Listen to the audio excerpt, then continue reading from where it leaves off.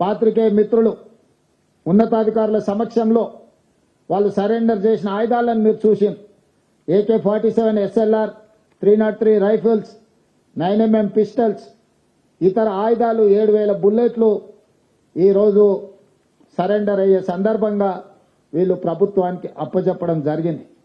నాకు తెలిసినంత వరకు దేశంలో ఇంత పెద్ద ఎత్తున ఆయుధాలతో నక్సలైట్లు సరెండర్ అయిన సంఘటన ఇదే అతిపెద్దదని నేను భావిస్తున్నా. మా ప్రభుత్వం 2024 తర్వాత 721 మంది నక్సలైట్లను దాదాపుగా 250కి పైగా ఆయుధాలను నక్సలైట్లు సరెండర్ అయినప్పుడు ప్రభుత్వానికి అప్పగించడం జరిగింది.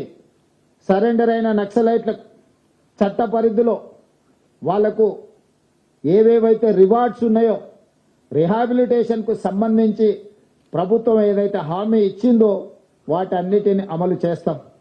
అదేవిధంగా దేవ్జీ దామోదర్ చంద్రన్న మాట్లాడినప్పుడు మీరు ప్రకటించిన రివార్డు తక్కువ ఉన్నది, మేము జీవితంలో కనీస అవసరాల కోసమైనా మేము జీవితం సాగించాలంటే కొంత అవార్డును పెంచండి, అదేవిధంగా నివసించడానికి ఇల్లు లాంటి వసతులను ఏర్పాటు చేయండి, ఎక్కడైనా అవకాశం ఉంటే వ్యవసాయం చేసుకోవడానికి కొంత భూమినివ్వండి, అదేవిధంగా సుదీర్ఘకాలము అడవులలో అజ్ఞాతవాసంలో పనిచేయడం వల్ల మా ఆరోగ్యం బాగా క్షీణించింది, మాకు వైద్య సహాయాన్ని కూడా అందించమని వారు మాకు విజ్ఞప్తి చేయడం జరిగింది.